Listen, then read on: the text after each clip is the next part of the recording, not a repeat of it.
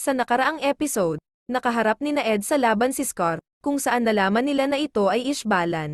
Nagawang mapalibutan ng Mustang unit si Scar pero nakatakas ng lumikha ito ng daan sa imburnal. Sa pagpapatuloy, tinitignan ng magkapatid ang papel na ibinigay ni Dr. Marco. Nakasulat dito ang National Central Library at binabalak nila na puntahan ito. Sunod ay nakipagkita si Colonel Mustang sa Farrer para harapin ang kanyang parusa sa paglihim ng kinaroroonan ni Marco. Ganun pa man ay hindi siya nito pinarusahan. Sa silid ng Mustang unit, dahil hindi pa makagamit ng alchemy si Ed at kailangan nito na pumunta sa mekaniko, nagpa siya si Mustang na bigyan nito ng escort. Pagsakay ng tren ay inilagay si Al sa mga bagahe kasama ng mga tupa, habang si Ed naman ay kinausap ni Colonel Hughes, para sabihin na ang alchemy na ginamit sa pagpatay kay Nina ay kapareho sa paraan ng alchemy na ginagamit ni Scar. Napangiti si Ed dahil meron na siyang dahilan para tugisin si Scar. Sunod ay pinakita na nakikinig sa usapan ang isang paperboy at sinabi nito kay Scar na papunta si Ed sa Central Library. Lumalabas na kinuha ni Scar ang kapatid na babae ng paperboy para pilitin ito na kumuha ng impormasyon. Pagkatapos nun ay pinakita na inatake ni Lust si Dr. Marco. Dahil gustong malaman ni Lust kung may sinabi si Marco kay Ed na impormasyon na pwedeng makasira sa kanyang mga plano. Ganun pa man imbes na sagutin ni Marco ang katanungan ay inatake lang nito si Lust. Kaso hindi namatay si Lust at ginamit nito ang isang maid bilang hostage para mapilitan si Marco na sumagot. Samantala, pinuntahan ni Ed si Al at nalaman niya na nawawala ito. Lumalabas na napagkamalan pala na bagahe ng iba si Al at ibinaba ito sa dumaan na istasyon. Dito ay kinuha ng isang batang lalaki si Al, kaya nang dumating sina Ed at Armstrong ay wala na ito. Nagpanik si Ed at agad na umalis para hanapin si Al. Habang naghahanap ay nakita ni Ed ang isang batang babae. Kaso nang sundan niya ito ay bigla siya nitong hinulugan ng mabigat na bagay sa ulo. Kinuha ng babae ang oatmeal na binti ni Ed at umuwi sa kanilang bahay. Samantala, suot na ng batang lalaki si Al habang naglalakbay sakay ng bike. Nagpanggap si Al na isang high-tech na baluti at kinausap ang bata. Dahil doon ay nalaman niya na nais ng batang lalaki na gamitin siya para labanan ang isang gang at patunayan ang kanyang lakas. Maya-maya pa ay muling sumemplang ang bata at sinamantala ito ni Al. Gumamit ng alchemy si Al para ipalabas na siya ay isang sinumpang baluti at mapilitan ang bata na alisin siya sa katawan nito. Sa bahay ng batang babae ay ibinalik ng lolo ang oatmeal ni Ed. Lumalabas na nais lamang tulungan ng bata ang kanyang lolo na muling magkaroon ng binti. Dito ay nalaman ni Ed na ang matanda ay isang sundalo na nagsilbi sa Ishval at ayaw nito na palitan ng oatmeal ang kanyang binti. Pagkatapos nun ay nakita ni Ed si Al na nababalutan na ng mga agimat sa Gedli. Habang nasa daan pabalik ay nakita sila ni Armstrong. Bigla nilang narinig ang sipol ng tren kaya binuhat na sila nito at nagmadali. What are you doing? Time to sprint! This method of short distance... Kinabukasan ay dumating na sila sa Rezembol at nakipagtalo si Ed kay Pinako dahil tinawag siya nitong pandak. Ganun pa man ay inawat ito ni Armstrong. Pagpasok sa bahay ay napansin ni Pinako na medyo lumaki pala si Ed kaya kailangan rin ayusin ang oatmeal na binti nito. Ganun pa man ayon kay Pinako ay aabutin lamang ng 3 araw para maayos ang lahat. Pagkatapos nun ay lumabas muna si Ed na suot ang pagsamantala na binti kasama si Al. Habang sa bahay naman ay tinanong ni Pinako si Armstrong tungkol sa kung ano ang pinagkakaabalahan ng magkapatid. Pero ang tanging sinabi lang ni Armstrong ay malakas ang dalawa at hindi dapat mag-alala. Maya-maya pa ay nag-decide si Ed na bisitahin ang libingan ng kanilang ina kasama si Den.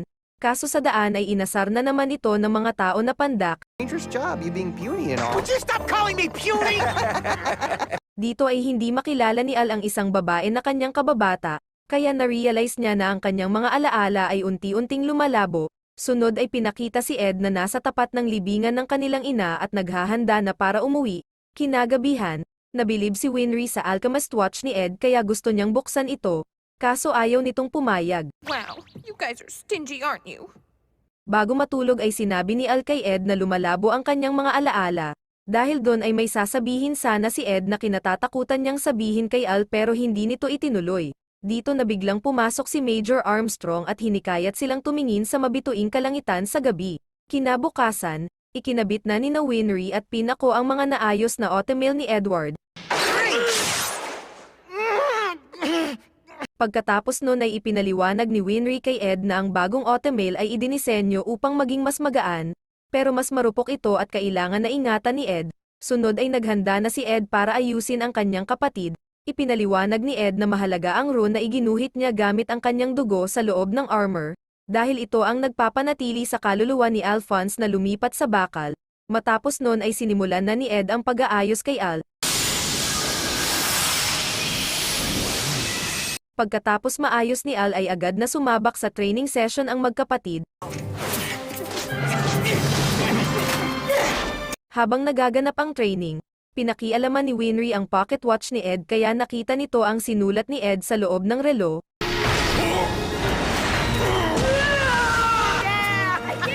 We did it! We got him! Maya-maya pa habang naliligo sa labas si Ed ay nilapitan ito ni Winry, para humingi ng paumanhin sa pagkakatuklas niya sa isinulat nito sa loob ng relo. Lumalabas na ang nakasulat sa loob ng relo ay ang araw na sinunog ni Ed at Al ang kanilang bahay. Dito ay umiiyak na sinabi ni Winry na meron pang pamilya sina Ed dahil naroon pa siya at si Pin ako. Bago magdilim, pinuntahan ni Ed ang lugar kung saan dating nakatayo ang kanilang tahanan.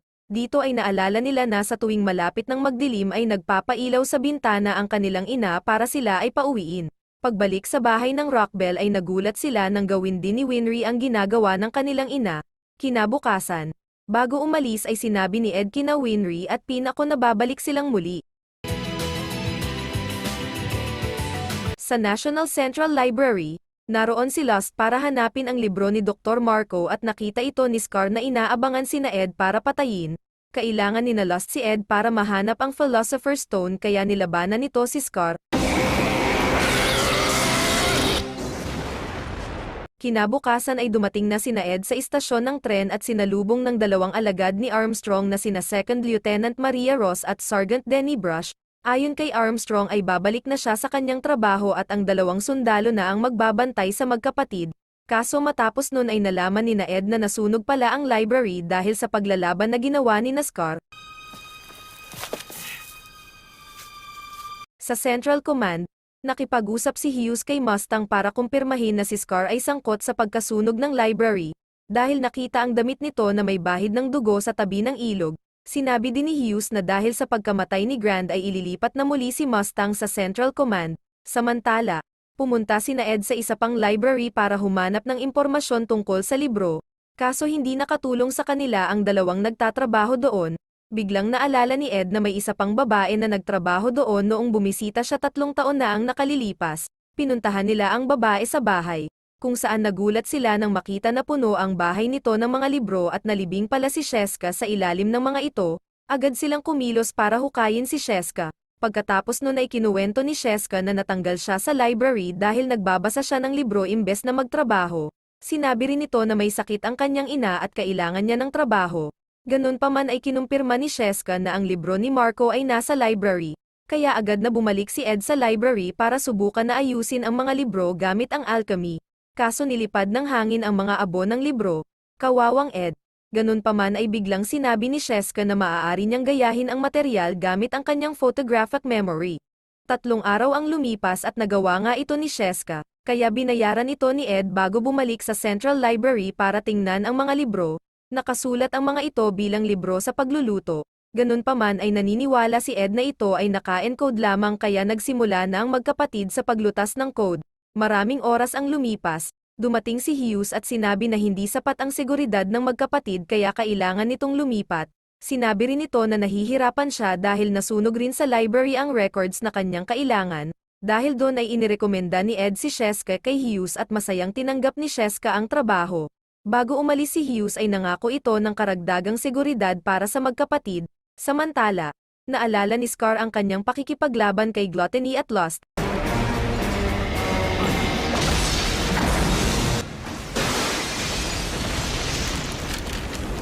Pagkatapos nun ay gumising si Scar sa isang Ishbalan refugee camp at binati ng isang batang lalaki na nagngangalang Rick. Dinala ni Rick si Scar sa kanyang lolo, kung saan nalaman ni Scar na may iba pang mga refugee camp ng mga Ishbalan na nakakalat sa buong lupain. Paglipas ng ilang mga araw ay natuklasan na ni Ed, na para magawa ang Philosopher's Stone ay kailangan ng sakripisyong tao. Pagkatapos nun ay pinakita si Scar na naghahanda ng umalis sa refugee camp ng mga Ishbalan. Dahil sa natuklasan ay nawalan na ng gana si Ed na ipagpatuloy ang kanilang research sa Philosopher's Stone, ganun pa man ay hindi pumayag si Al at hinikayat si Ed na humanap ng ibang paraan. Narinig ito ni Ross na nasa pinto at maghahatid sana ng pagkain. Makalipas ang ilang oras ay patuloy pa rin si Al sa paghikayat kay Ed, kaso nagalit si Ed at natabig ang tasa sa mukha ni Al. Narinig ni na Lieutenant Ross at Sergeant Brush ang nangyari at pumasok. Dito ay inamin na ni Ross na narinig niya ang tungkol sa Philosopher's Stone at kinumbinsi si Ed na wag sumuko. Nakumbinsi si Ed at muling humanap ng bagong paraan sa paggawa ng Philosopher's Stone, kung saan naalala ni Ed ang ibang isinulat ni Marco sa papel. Dito ay naisip ni Ed na imbestigahan ang laboratorio na pinamamahalaan ng namatay na si Grand, dahil kahinahinala na nakatayo ito sa tabi ng kulungan na pwedeng pagkuhanan ng mga alay. Kaso hindi pinayagan ni Ross na magtungo sina Ed sa ikalimang laboratorio dahil kay Scar.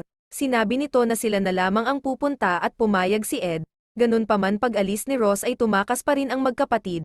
Sunod ay pinakita si Sheska na nahihirapan na sa dami ng trabaho na pinapagawa ni Colonel Hughes. Samantala, nakarating na ang magkapatid sa laboratorio at napansin nila na masyadong mahigpit ang seguridad doon. Ganun pa man ay nagawa pa rin ng dalawa na makapasok sa bakod. Kaso sa gusali ay masyadong maliit ang lagusan kaya si Ed na lang ang pumasok. Sa National Library, habang nakikipag-usap si Ross kay Armstrong sa telepono ay biglang umatake si Scar.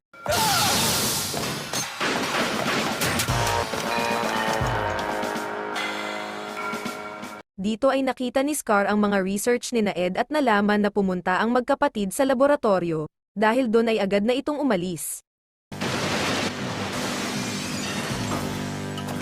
Sa ibang lugar ay pinakita na nag-uusap ang grupo ni na Lust tungkol kay Ed. Lumalabas na may kinalaman ang mga ito sa laboratorio. Binabalak rin ng mga ito na patayin ang lahat ng kanilang mga kasabwat kapag hindi na makontrol ang sitwasyon. Samantala, nakapasok na sa loob si Ed pero sinalubong ito ng maraming bitag.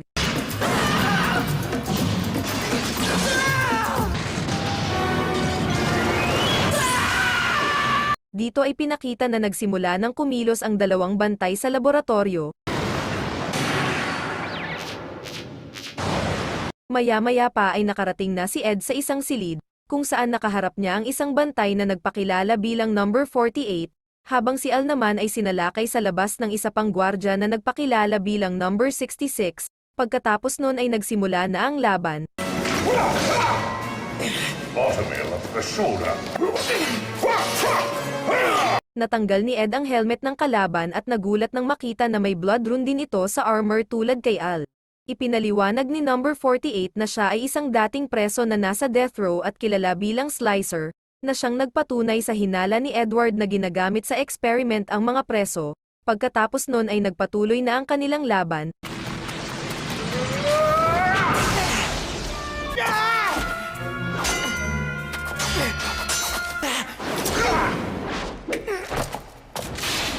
Sa kasamaang palad ay nagawang mapuruhan ni number 48 si Ed sa kaliwang balikat. Ganun pa man sa labas ng pasilidad ay pinakita na kinakawawa lang ni Al si number 66. Miserable behemoth! You're smiling at me, aren't you?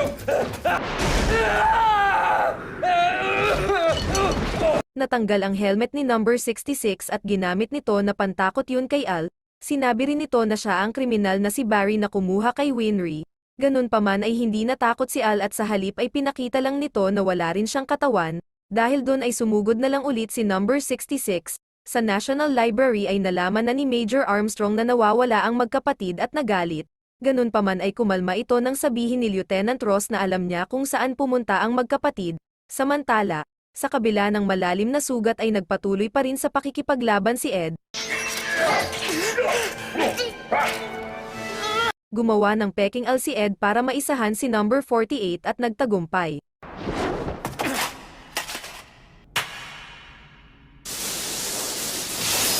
Kaso habang tinatanong ni Ed ang helmet ni number 48 ay biglang umatake ang katawan nito. Dito na nalaman ni Ed na dalawa pala ang kaluluwa na nakalagay sa armor ni number 48, dahil doon ay muli na namang nagpatuloy ang laban.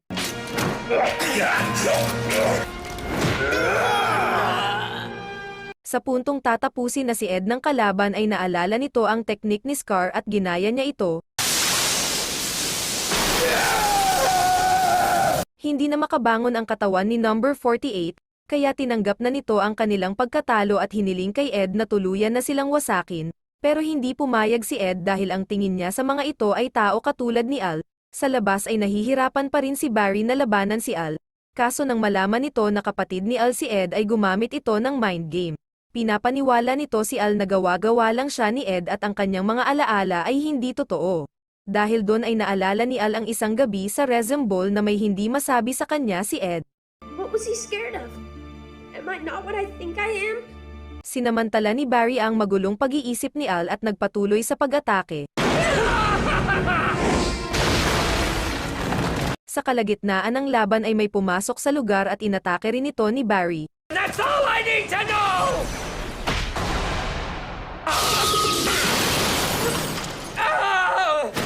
Ang taong dumating ay si Scar at nakita ni Barry ang tato nito sa braso. Nagpanggap si Barry na may alam tungkol sa tato para hindi patayin ni Scar, pero imbes na sagutin ang tanong ni Scar tungkol sa tato ay pinindot lang nito ang buton sa pader na siyang nagpasabog sa laboratorio. Dito ay pinakita na nakatakas si Greed sa ilalim ng laboratorio dahil sa pagsabog. Matapos makawala ay pinatakas rin nito ang iba pang nakakulong sa ilalim. Sa labas ay pinakita na pinrotektahan ni Al si Scar sa pagsabog habang si Barry naman ay tuluyan ng nakatakas. Ganun pa man ay kaagad nila itong sinundan. Sa lokasyon ni Ed, pinaliwanag ng helmet ni number 48 na ang mga pampasabog ay para sirain ang mga ebidensya. Sinabi rin nito na tutulungan niya si Ed na alamin ang tungkol sa Philosopher's Stone. Kaso dahil hindi pumayag si Ed na tapusin ang dalawa ay nag-decide ang kaluluwa sa katawan ng armor na sirain na lamang ang sarili. No! Stop, you idiot! No! Dahil sa nasaksihan ay lalong naging determinado si Ed na ibalik ang katawan ni Al. Sa bilangguan ng Central, pinakita ang dating Crimson Alchemist na si Solth Kimblee na kinuha ng mga gwardya mula sa kanyang selda. Sunod ay pinakita si Envy na ginaya si General Grand at kasama ang ibang mga bilanggo, sa kung saan ay nalaman na ni Lost na nakatakas si Greed kaya nag-decide na itong kumilos. Habang naglalakbay kasama ang helmet ay inatake si Ed ng isang grupo ng Chimera. Biglang huminto sa pag-atake ang mga Chimera at lumabas si Tucker, na sobrang ikinagulat ni Ed. Samantala, sinabi ni Al kay Scar na nais lamang ni Ed na gamitin ang Philosopher's Stone para ibalik siya sa kanyang katawan. Sunod ay nabanggit ni Al na nawasak ang Ishval dahil malapit ito sa Philosopher's Stone, pero agad itong pinabulaanan ni Scar. Tapos biglang naalala ang kanyang kapatid na sinusubukan na buhayin ang isang tao gamit ang alchemy. Sa huli ay nawala sa sarili ang kanyang kapatid at umalis na puno ng mga simbolo ng transmutation ang katawan. Sa kasalukuyan ay biglang dumating si Lust at Gluttony. Tinanong ni Scar si Lust kung bakit taglay nito ang mukha ng taong binubuhay ng kanyang kapatid. Sumagot si Lust na wala siyang alam sa sinasabi ni Scar at naghanda para sumalakay. Samantala, nalaman ni Ed na hindi totoo ang balita na binitay si Tucker. Sunod ay nalaman niya na sinusubukan ni Tucker na lumikha ng bagong katawan para kay Nina, na siyang dahilan kung bakit naging Chimera din ang katawan nito. Pagkatapos noon ay ipinakita ni Tucker kay Ed ang isang silid na may maraming pulang tubig na katulad sa ginamit ni Cornello at Mugir. Pinakita na humingi ng mga report si Mustang pero hindi binanggit ni Hughes ang tungkol sa magkapatid. Matapos noon ay inutusan na ni Hughes ang grupo ni na Major Armstrong na imbestigahan ang laboratorio. Samantala, patuloy na nakikipaglaban sina Scar at Al sa grupo ni Lust.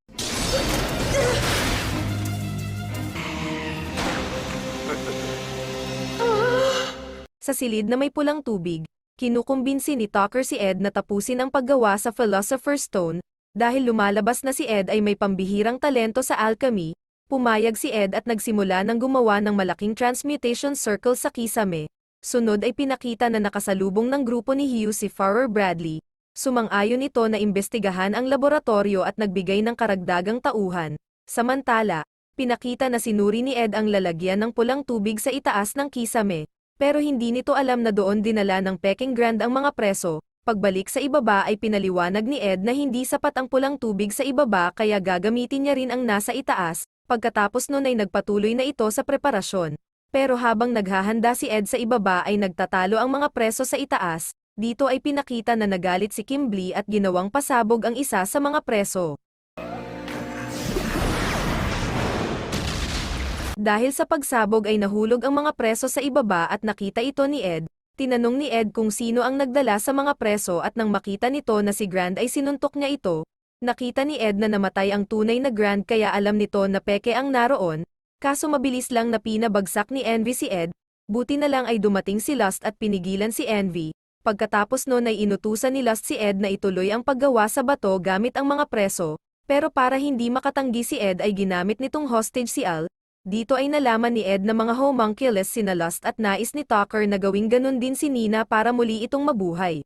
Pagkatapos noon ay muling binanata ni Envy si Ed at inutusan na simulan na ang paggawa sa bato. Dito na inamin ni Lust na ang mga homunculus na tulad nila ay walang kakayahan na gumamit ng alchemy, kaya kailangan nila si Ed para tapusin ang bato at gamitin ang bato para gawin silang tunay na tao. Ayaw pa ring pumayag ni Ed kaya sinira nito si number 48 bilang halimbawa ng kanyang gagawin kay Al. Dahil doon ay napilitan si Ed na sundin ang pinapagawa ng mga ito sa kabila ng matinding pagtutol ni Al. Brother, no! You can't do this! It's not worth it!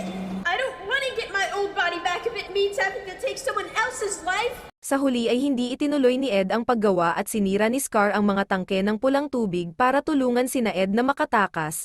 Kaso naapakan ni Ed ang pulang tubig at nawalan ng kontrol. Dito ay pinakita na dumating na ang puwersa ni na Bradley habang si Kimberly naman ay nakatagpo ang grupo ni Greed. Sa loob naman ay dumating na sina Armstrong at niyakap ni Ross si Ed para pigilan ito sa pagwawala. Paggising ni Ed ay agad nitong hinanap si Al na nakaupo sa Gedli. Kaso pagkatapos noon ay nakatanggap ito ng malutong na sampal mula kay Ross kasi pasaway at hindi nakikinig. Ganun pa man ay hindi nagalit si Ed kay Ross at sa halip ay humingi pa nga ng paumanhin. Sa resemble ay pinakita na hawak ni Winry ang kulang na tornilyo sa automail ni Ed. Ilang saglit pa ay nakatanggap ito ng tawag kay Ed na nagtatanong kung bakit hindi niya maigalaw ng maayos ang kanyang automail na braso. Sa huli ay sinabi ni Winry kay Ed na pupuntahan niya na lang ito para ayusin. Kinabukasan ay pinuntahan ni Hugh si Ed at Al para tanungin sa mga nangyari at sinabi ni Ed ang lahat ng kanyang mga nalaman. Pagkatapos noon ay pinakita na sinundo ni Major Armstrong si Winry sa istasyon. Pagdating sa ospital ay hindi inamin ni Winry na nagkulang siya ng tornilyo. Sa halip ay sinabihan pa nito si Ed na hindi maingat.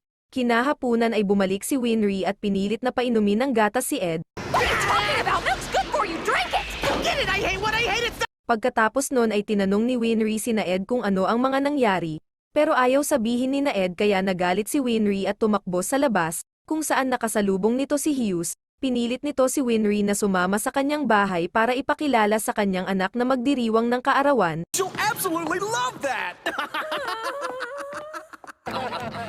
Congratulations. She's getting so... I'm 4. Right. You're so adorable. Sa selebrasyon ng kaarawan ni Alicia ay sinabihan ni Hughes si Winry na huwag mag-alala sa magkapatid. Pagkatapos ay binigyan ito ng cake ng asawa ni Hughes para naman sa kaarawan ni Ed. Dahil doon ay bumalik si Winry sa hospital para ibigay ang cake kay Ed at masayang inalala ang nakaraan. Sunod ay nagpahatid sa labas si Al kay Brush habang si Ed ay inaayos ni Winry. Dito ay tinanong ni Winry si Ed tungkol sa tensyon na nangyayari sa pagitan nila ni Al. Kaya kinuwento ni Ed kay Winry ang mga nangyari. Masaya si Winry na hindi itinuloy ni Ed ang pagsasakripisyo ng mga tao. Pagkatapos noon ay pinuntahan na nila si Al para ayusin.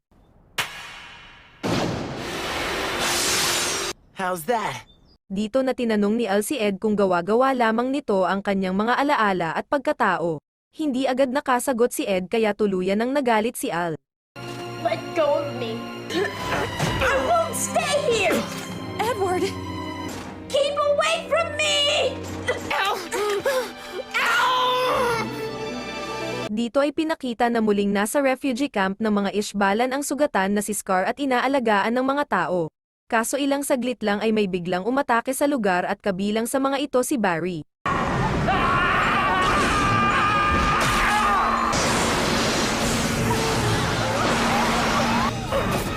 No! You're not strong enough! Pagkatapos nun ay pinakita na nagnakaw ang dalawang bata na Ishbalan at nagulat ito nang makita si Al sa isang eskinita, sa kung saan ay nagsimula ng maghanap kay Al sina Ed at Winry. Habang si Al naman ay isinama ng dalawang bata sa bagong refugee camp ng mga Ishbalan. Dito ay sinabi ni Scar kay Al na inatake ng mga mersenaryo ang dating refugee camp, tapos biglang naalala ng bata na nahulog ang kanyang kwintas at nag-decide na bumalik, sinundan ito ni Scar at Al sa labas, matagumpay nilang nahanap ang kwintas, habang nasa daan pabalik ay ipinaliwanag ng bata na ang kwintas ay alaala ng kanilang ina. Pero sinabi ng nakatatandang kapatid nito na kinamumuhian niya ang kanilang ina. Nang makarating sila sa bagong refugee camp ay biglang dinakip ng mga mersenaryo ang batang si Rick. Tinawagan ni Al si Ross para kumuha ng impormasyon at agad na kumilos para iligtas si Rick. Habang nasa daan ay sinabi ng kuya ni Rick na kinamumuhian niya ang kanilang ina dahil iniwan sila nito nang umatake ang mga militar. Pagkatapos nun ay nakarating na sila sa kinaroroonan ng mga mersenaryo. This one's all mine. Dito ay nakaharap ni Al si Barry at muli nitong sinabi na siya ay gawa-gawa lamang ni Ed. Kaya nawala sa focus si Al at nabugbog. Buti na lang ay dumating si Ed at tumulong. Habang nakikipaglaban ay sinabi ni Ed, na ang bagay na hindi niya masabi kay Al ay kung sinisisi ba siya nito sa paglipat sa kanyang kaluluwa sa isang armor. Sumagot si Al na hindi niya sinisisi si Ed habang inaatake si Barry. Sunod ay pinakita si Scar na tinalo ang pinuno ng mga mersenaryo. Pagkatapos nun ay muling umatake si Barry kaya pinigilan ito ni Scar. Sumabog ang sandata na iniwan ng pinuno at tinamaan ng patalim sa dibdib si Rick. Ganun pa man ay nakaligtas ito dahil sa kwintas ng kanyang ina. Nabuksan ang pendant ng kwintas at lumitaw ang gamot na iniinom ng ina ni na Rick para sa mata.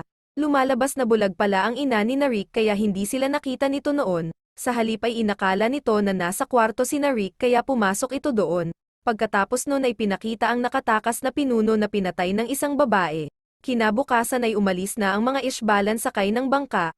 Dito ay sinabi ni Scar na naniniwala siya na si Al ay isang tao. Labis na ikinatuwa ni Al ang sinabi nito. We used to fight over the dumbest things, didn't we? Yeah. Dito ay napanaginipan ni Hughes ang araw na pinuntahan niya si Mustang matapos ng digmaan sa Ishval. Pinagsabihan niya ito na itigil ang pagiging negatibo at hinikayat na magpatuloy sa buhay. Dahil doon ay nagkaroon ng bagong layunin si Mustang.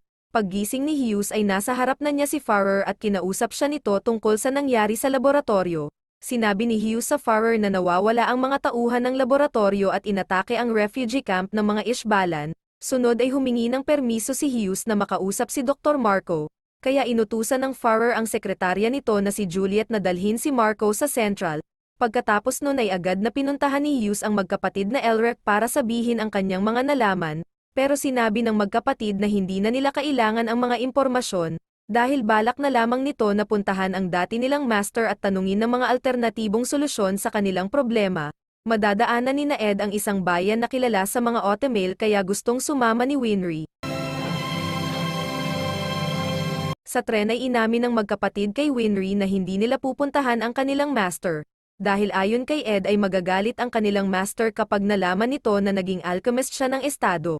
Kaya naman imbes na pumunta sa kanilang master ay susundan na lamang nila si Scar. Dahil may mga balita na nakalikha ng Philosopher's Stone ang mga Ishbalan. Dito ay naalala ni Scar ang sandali na inatake sila ng isang alchemist ng estado na gumagamit ng mga pasabog. Matapos nun ay binisita si Scar ng dati nitong master at pinagsabihan na itigil ang pagpatay sa mga alchemist. Maya-maya pa ay may dumating na mga kupal at nanggulo kaya tinuruan ito ng leksyon ni Scar.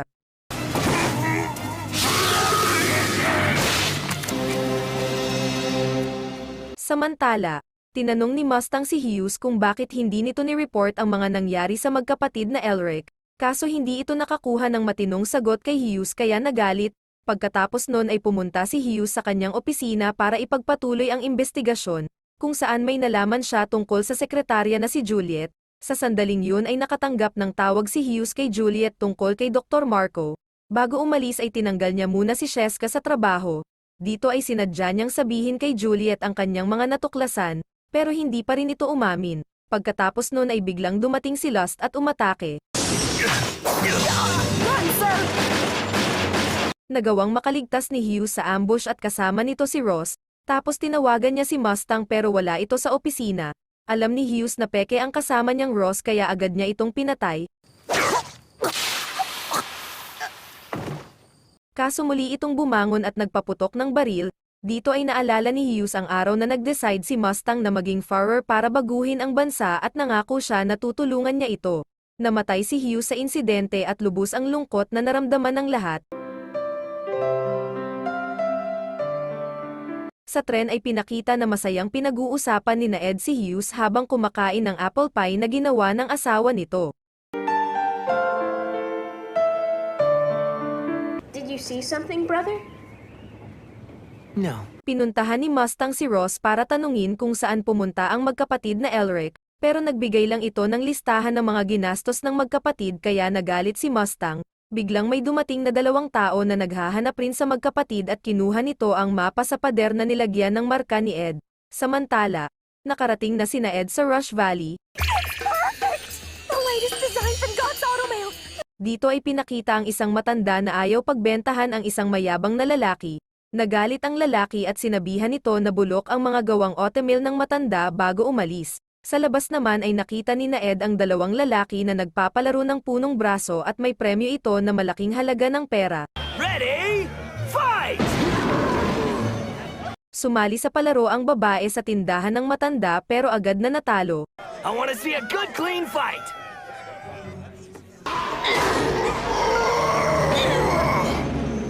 Pag-alis ng babae ay hinamon ng nagpapalaro si Ed. Tinawag nitong pandak si Ed at sinabihan na bulok ang automail kaya kumasa ito sa hamon. Fight! Nawasak ang automail ng kalaban kaya nanalo si Ed at nakuha ang lahat ng pera. Kaso hindi ito matanggap ng mga nagpapalaro kaya sinundan nito sina Ed. Dito ay nalaman ni Winry na dinadaya ng nagpapalaro ang punong braso gamit ang alchemy at ganun din ang ginawa ni Ed kaya nanalo. Dahil doon ay binanata ni Winry ang lahat.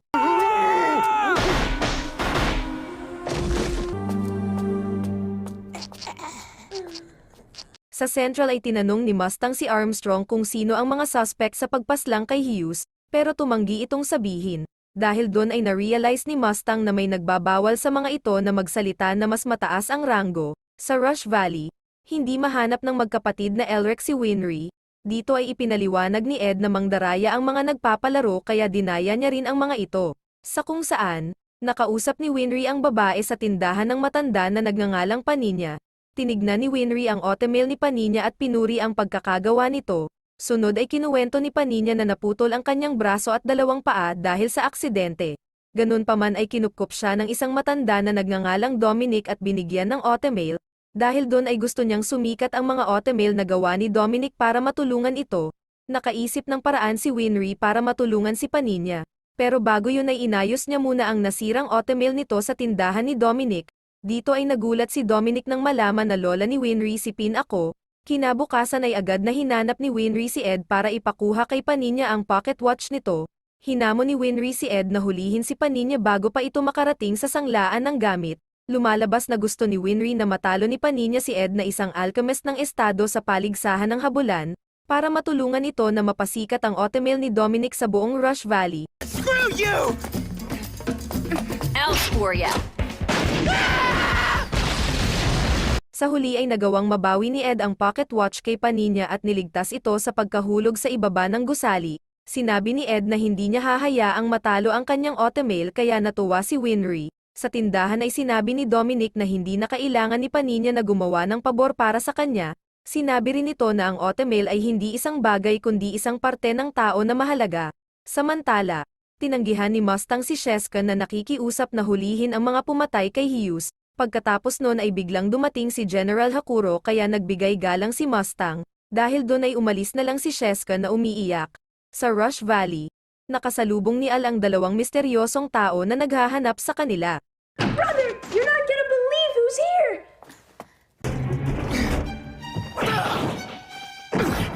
Lumalabas na ang babaeng naghahanap sa kanila ay ang kanilang master. Sunod ay nalaman nito na si Al ang naka-armor kaya binanatan rin ito. Sa Eastern Command, naghahanda na si Mustang sa kanyang pagbalik sa Central. Sinabi nito sa General na may dadalhin siyang mga tauhan sa kanyang pag-alis. Samantala, sa pilitang isinama sina Ed ng kanilang master na si Izumi papuntang Doubleth. Dito ay kinuwento ni Ed kay Winry kung paano nila nakilala si Izumi. Isang araw na malakas ang ulan ay lumabas sina Ed para tumulong sa pagpigil na umapaw ang ilog. Dumating sa lugar si Izumi at gumawa ng malaking pader gamit ang alchemy. Bagamat naubusan ng lakas ay nailigtas nito ang Resemble kaya pinasalamatan ito ng lahat. Dito na nilapitan ng magkapatid si Izumi para pakiusapan na tanggapin sila bilang mga estudyante. Sa una ay ayaw nitong pumayag pero nang malaman nito na wala ng magulang ang dalawa ay napilitan ito. Sa kasalukuyan, pinakita na isa-isang pinatawag ni Mustang ang mga tauhan na nais niyang isama sa Central. Samantala, nakarating na sina Ed sa Doubleth at dito ay nakilala nila ang isang bata na may alagang buntis na pusa. Sunod ay dumating ang assistant ni Sigs na si Mason at nagulat ito sa laki ng pinagbago ni Al. Habang kumakain ay kinuwento ni Al kay Izumi ang pagtulong nila sa pagsilang ni Alicia. Dahil doon ay tinanong ni Winry kung may anak si Izumi. Pero biglang binago ni Mason ang usapan at niyaya silang lumabas. Maya-maya ay dumating ang batang may alagang pusa at humingi ng tulong. Inatake ng aso ang buntis na pusa ng bata at namatay ito sa mga natamong sugat. Nakikiusap ang bata na buhayin ang kanyang pusa kaya ipinaliwanag dito ni Izumi na hindi na maaaring buhayin ang namatay. Ganun pa man ay gumawa si Izumi ng magandang libingan para sa pusa. Pagkatapos nun ay sinamahan pa uwi ng iba ang bata habang si Izumi naman ay nagpaiwan kasama ng magkapatid. Dito ay ibinunyag ni Izumi na alam niyang otemail ang ibang parte ni Ed at wala ng katawan si Al. Tapos tinanong ang magkapatid kung ginawa nito ang transmutation ng tao. Umamin si Ed na sinubukan nilang buhayin ang kanilang ina at sobrang nagalit si Izumi. Transmuted our mother. Pero pagkatapos banatan ang magkapatid ay niyakap ito ni Izumi ng mahigpit. Bilang parusa sa kanilang ginawa ay iniwan sila ni Izumi sa isang isla at pinagbawalan na gumamit ng alchemy. Mariing tumutol si Winry sa ginawa ni Izumi pero wala rin itong nagawa. Sa isla ay naalala ng magkapatid ang panahon na iniwan rin sila ni Izumi sa isla para sa pagsubok. Sa una ay natutuwa sila dahil akala nila ay isa itong bakasyon. Pero nagulat sila nang biglang sabihin ni Izumi na mananatili silang dalawa sa isla ng isang buwan, para alamin ang tunay na kahulugan ng alchemy. Bye! Sa kanilang unang gabi sa isla ay inatake sila ng isang lalaki na may suot na maskara.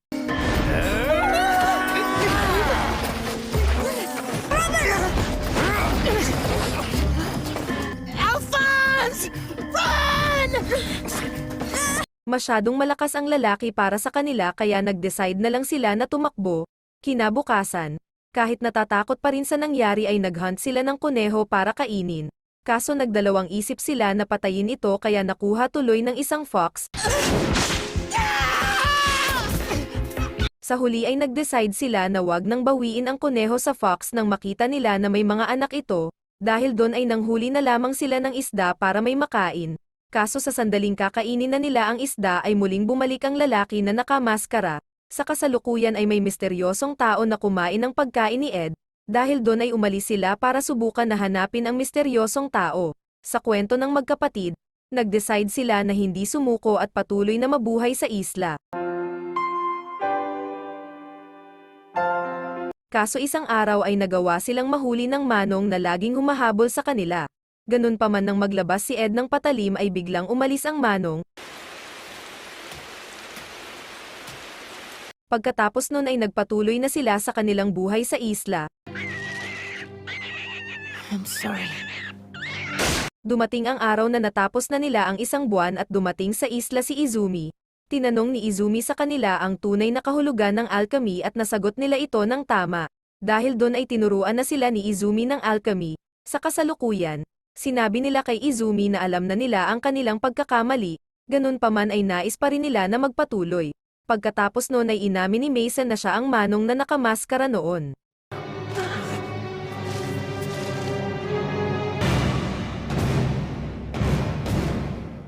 Nagulat sila nang biglang may magpakitang bata na hindi nila kilala. Akmang lalapitan sana ito ni Izumi pero bigla itong natakot at gumamit ng alchemy. Dahil doon ay sinugod ito ni Ed at nalaman na ang lahat ng suot ng bata ay nilikha lamang nito gamit ang alchemy. Umiyak ang bata kaya niyakap ito ni Izumi. Pagkatapos nun ay isinama ito ni Izumi pabalik at pinakain. Habang sina Ed naman ay sinabi kay Winry na nababahala sila sa tunay na pagkatao ng bata. Kinagabihan ay pinuntahan nila sa kwarto ang bata. Dito ay nalaman nila na buong araw pala silang sinusundan nito sa isla. Kaya ginaya nito ang ginawa nila sa isla at humuli rin ng daga. Kaso bigla nitong sinaktan ang daga kaya pinigilan na ito ni Ed gamit ang alchemy. Maya-maya pa ay gumamit rin ng alchemy ang bata para makawala sa ginawa ni Ed at umiyak. Ed, what did you do? Dahil doon ay nagising si Izumi at binanatan sina Ed. Ganun pa man ay naniwala si Izumi na hindi sila ang nag-transmute ng katawan ng bata sa kama. Tinuruan ni Izumi ang bata na ibalik ang sarili sa dating anyo at nagawa nga nito. Pinagalitan ni Izumi sina Ed kaya inamin na nito ang totoo, na nag-aalala sila na baka kasapi ang bata ng mga homunculus na humahabol sa kanila.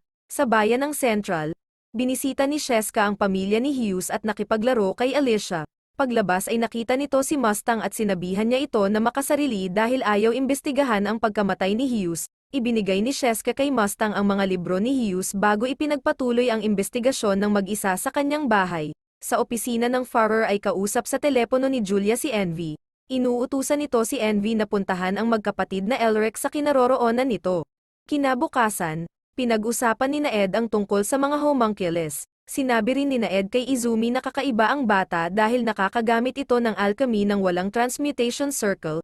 Lumalabas na ang mga taong nakasilip lamang sa gate ng katotohanan ang nakapagsasagawa ng alchemy ng walang transmutation circle. Gaya na lamang ng nangyari kay Ed nang subukan nito na buhayin ang kanilang ina. Ayon pa kay Ed ay nakita niya sa gate ng katotohanan ang bata kaya masama ang kanyang kutob dito. Pero imbes na makinig ay pinagbawalan lang siya ni Izumi na lumapit sa bata. Samantala, habang nag-aayos ng mga gamit ang Mustang unit ay may nagpanggap na Major Armstrong, pero ayon kay Hawkeye ang tunay na Armstrong ay kasama ng pumalit kay Hughes na si Frank.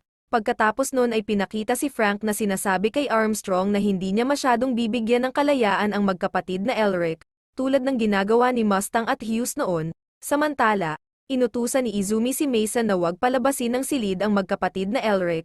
Kaso nang sabihin ni Al kay Ed na may kakaiba sa kanang braso at kaliwang binti ng bata, ay pilit na pinuntahan ni Ed ang bata para tignan ito. Dito na nakita ni Ed na ang bata ay may kaparehong pilat sa nawala niyang braso.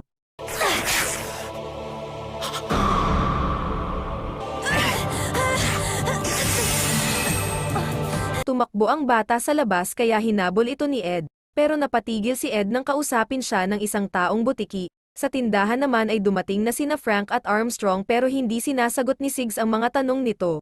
Kaya naman ay inilabas na ni Armstrong ang kanyang secret weapon. Sa huli ay naging magkaibigan ang dalawang maskulado, habang sina Ed naman ay nagalit sa taong butiki dahil kung ano-ano ang sinasabi nito sa kanilang magkapatid. Pinigilan niya ito na makatakas pero inakyat lang nito ang pader na kanyang ginawa gamit ang alchemy. Pagkatapos nun ay dumating sina Frank at Armstrong.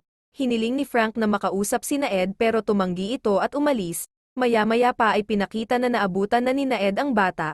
Kinausap nila ito at nalaman na ito ay inosente. Dahil doon ay nagdadalawang isip na si Ed sa kanyang hinala na taglay ng bata ang mga nawawala niyang parte. Sunod ay pinakita na inutusan ni Frank si Armstrong na hulihin ang bata. Dito ay pinaliwanag ni Frank kay Ed na mahalagang witness ang bata sa nangyari sa Central. Pagkatapos ay pinakita ang tato sa talampakan ng bata na kahalintulad sa grupo ni Lost. Bago umalis si Armstrong ay sinabi dito ni Ed na gusto niyang imbestigahan ng bata kung taglay nito ang kanyang braso, pero sinabihan lang siya ni Armstrong na sumuko na lang. Sa bayan ng Central ay nakatanggap ng tawag si Julia mula kay Yoki. Ibinibigay nito ang lokasyon ni Scar at ng mga Ishbalan para makabalik sa militar. Sunod ay pinakita si Greed na binabalak kunin sa kamay ng militar ang bata at si Kimblee ang napili nitong utusan. Sa tindahan ay nakabalik na si Izumi at hinahanap nito ang bata. Tinawag na halimaw ni Al ang bata kaya nagalit si Izumi. Pero habang nagsasalita si Izumi ay bigla itong dumura ng dugo at bumagsak sa sahig. Dito ay sinabi ng magkapatid kay Winry na matagal nang ganon ang kalagayan ni Izumi. Ayon sa doktor ay nawawala ang ibang organs ni Izumi. Hinala nila ay inalay ni Izumi ang kanyang organs tulad ng ginawa ni Ed sa kanyang braso. Pagkatapos nun ay pinakita si Izumi na kasama si Siggs sa tapat ng command center. Dito ay hiniling ni Izumi kay Siggs na hayaan siyang iligtas ang bata ng mag-isa. Habang sumasalakay si Izumi ay kinuwento ni Sigs kay Winry, na noong buntis si Izumi ay nagkasakit ito kaya pinainom niya ito ng gamot, kaso dahil doon ay namatay ang sanggol sa sinapupunan ni Izumi. Nalungkot ng sobra si Izumi at sinubukan na buhayin ang sanggol gamit ang alchemy, sa kasamaang palad ay hindi ito nagtagumpay at nawala lamang ang mga organs nito, kaya hindi na ito nagkaanak muli. Maya-maya pa ay dumating na rin si Kimblee sa lugar at ginawang pasabog ang isang sundalo. Pagkatapos nun sa loob ay pinakita na may nagpapanggap na farer. Pinuntahan nito si Izumi na kasalukuyang kausap ni Ed. Ilang saglit pa ay nakisali na rin sa eksena ang grupo ni Kimblee. Sa lugar ng mahihirap ay may nakitang misteryosong lalaki si Scar. Habang sa Central naman ay inutusan ng tunay na farer ang Mustang unit na tugisin si Scar. Nagulat si Scar nang makita sa tent ng lalaki ang marka na katulad sa kanyang tato. Samantala, sa pilitang kinuha ng nagpapanggap na farer ang bata kay Izumi. Shall be defeated in Pipigilan sana ng magkapatid ang paglalaban ni na Izumi at Armstrong pero inatake sila ni na Kimblee.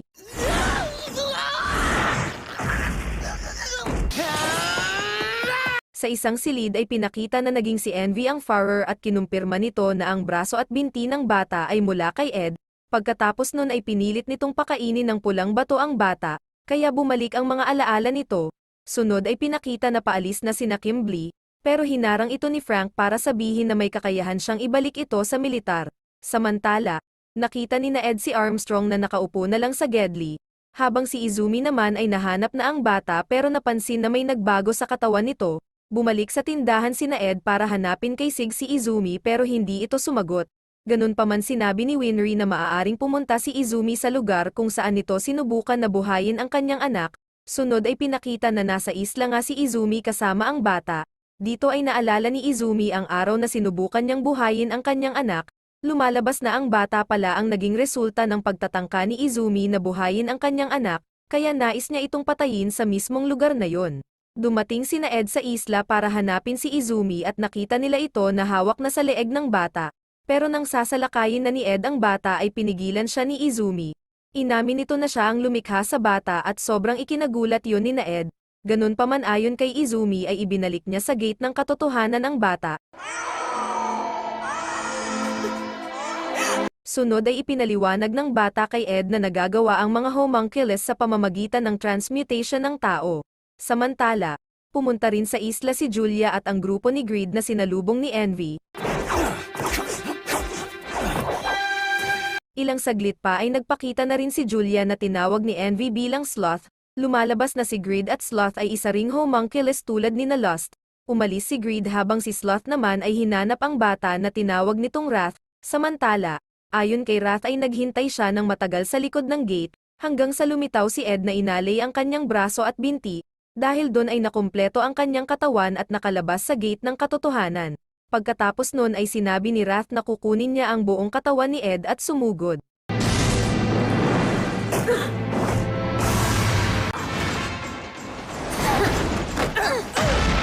Dito ay ginamit ni Wrath ang damit ni Izumi para kontrolin ang kamay ni Al at sirain ang automail ni Ed. Dahil doon ay nagalit si Al at sumugod. Ipinaliwanag ni Al na nakakagamit ng alchemy si Wrath dahil taglay nito ang braso at binti ni Ed. Pagkatapos nun ay nagpatuloy na ang laban.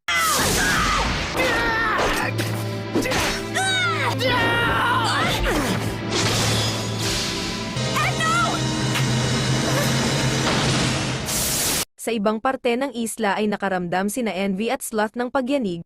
Lumalabas na hinati ni Izumi ang lupa para mapigilan si Ed na tapusin si Wrath. Ganun pa man ay hinabol pa rin ng magkapatid si Wrath nang subukan nitong tumakas. Dito ay muling nagpanggap na farer si Envy at tinanong sa magkapatid kung sino ang gumawa ng transmutation ng tao para malikha si Wrath.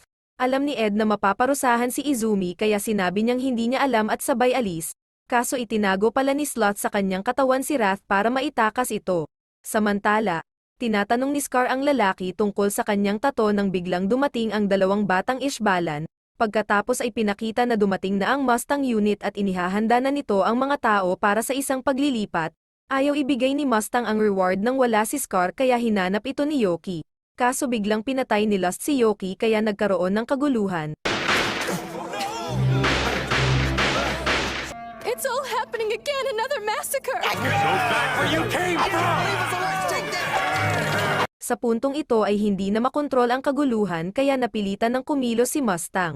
Sa bayan ng Doubleth, tinanggal na ni Izumi ang magkapatid bilang kanyang mga estudyante. Ganun pa man sa istasyon ng tren ay sinabi ni Siggs na pwede pa rin nilang kausapin si Izumi bilang pangkaraniwang tao.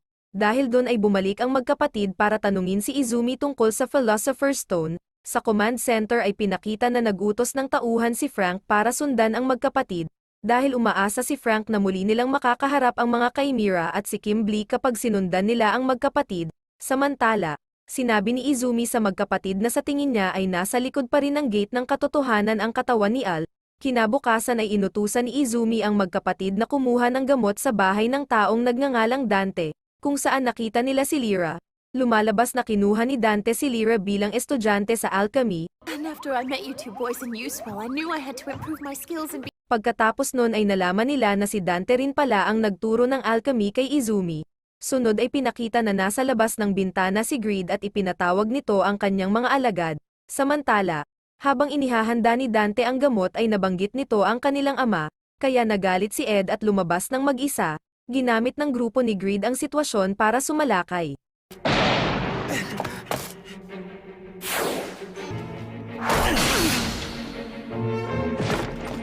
Don't move.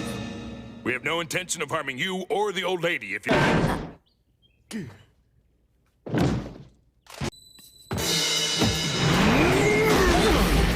Dito ay pinasok ng babae ang walang laman na armor ni Al kaya nahirapan itong gumalaw at nahuli ng kalaban. Nakarating kay Greed ang balita na nahuli na si Al kaya tumigil na ito sa pagbanat kay Ed at umalis. Sinundan ni Ed ang mga kalaban habang dumating naman sina Izumi at Siggs sa mansyon para alamin ang nangyari.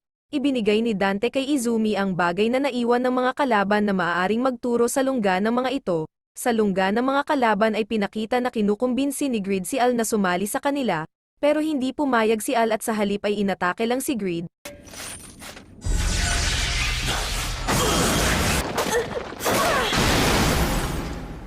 Pagkatapos nun ay biglang dumating si Izumi at Siggs.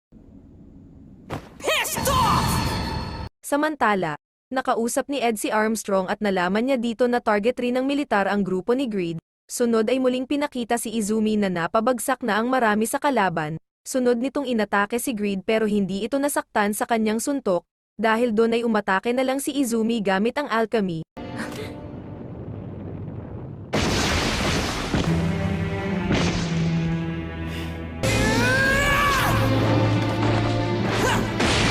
Sa kasamaang palad ay bumagsak si Izumi dahil sa kanyang karamdaman. Buti na lang ay nakarating na si Ed sa lugar at kasama nito ang militar. Edward! Here! Shield. Dito ay mag-isang hinarap ni Ed si Greed sa laban. Maya-maya pa ay inilabas na ni Greed ang kanyang tunay na anyo at mas lalong naging matibay ang katawan nito. Structure and composition are completely unaltered. Pagkatapos nun ay pinakita na napasok na ng militar ang lugar at nalaman ni Greed na traidor si Kimblee. Bastard, you've betrayed us, haven't you? Tumakas sina Greed at susundan sana ito ni Ed pero pinigilan siya ng mga militar. I'm afraid this is an order. Kinuha ng mga militar sina Ed habang si Frank naman ay binati si Kimblee at Tucker sa muling pagbabalik nito sa militar. Lumalabas na binabalak ni Frank na gamitin si Tucker para makagawa ng maraming Chimera. Samantala, patuloy ang pagtugis ng mga militar sa grupo ni Greed.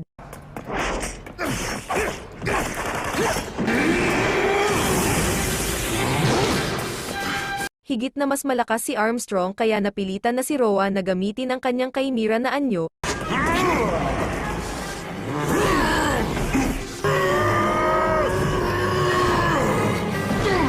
Nanalo sa laban si Armstrong at dumating na ang mga militar kaya nag-decide ng tumakas ang grupo ni Greed.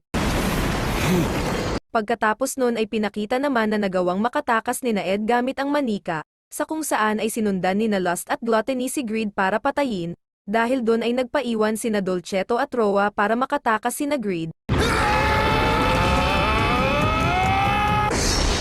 Pagdating sa gitna ng gubat ay sinabihan ni Greed si Martel na manatili lamang sa loob ng armor ni Al.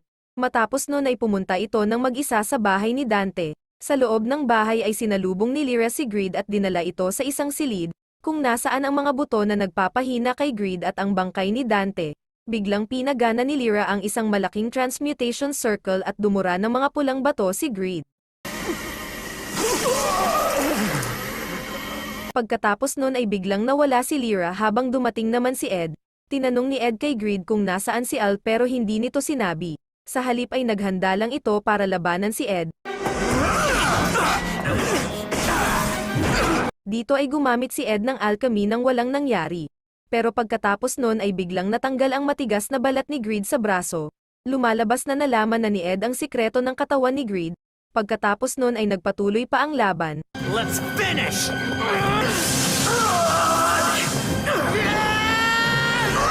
Sa huli ay natalo si Greed at sinabi nito kay Ed na pinakawalan na niya si Al. Sinabi rin nito na ang kahinaan nilang mga homunculus ay ang labi ng mga taong pinagmulan nila o ang taong sinubukan na buhayin gamit ang alchemy. Bago mamatay ay binili ni Greed kay Ed na talunin ang mga natitirang mga homunculus.